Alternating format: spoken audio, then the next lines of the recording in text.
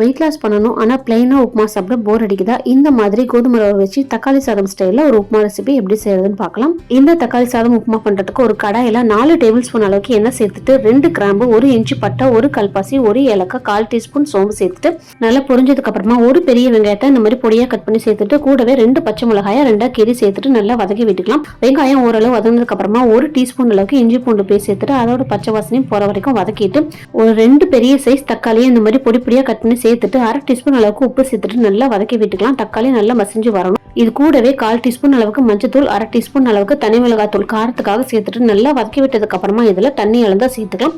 1 cup ரவைக்கு 2 cup அளவு தண்ணி சேர்த்துட்டு தண்ணி நல்லா கொதிச்சு வந்ததும் இதுல நல்லா பொடி பொடியா கட் பண்ண புதினா கொத்தமல்லியை இதுல சேர்த்துக்கலாம்.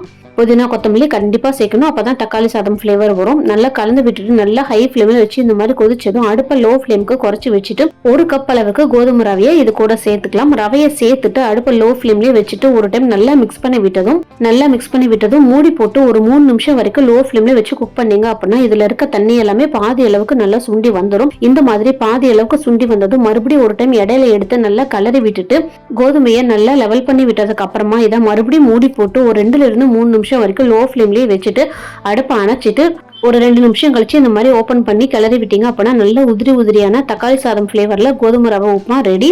சாப்பிட்றதுக்கு சீரக சம்பா தக்காளி சாதம் ஃபிளேவர்லயே அவ்வளோ ஃபிளேவர்ஃபுல்லா இருக்கும். இது கூட தொக்கு இல்லாட்டி தயிர் பச்சடி எது வச்சுட்டு சாப்பிட்டாலும் சூப்பர் காம்பினேஷனா இருக்கும். இந்த ரெசிபியை கண்டிப்பா உங்க வீட்லயே ட்ரை பண்ணி பாருங்க. நம்ம சேனல் பிடிச்சிருந்தா லைக் பண்ணி, ஷேர் பண்ணி, சப்ஸ்கிரைப் பண்ணி, ஹைப் பண்ணுங்க. தேங்க்யூ.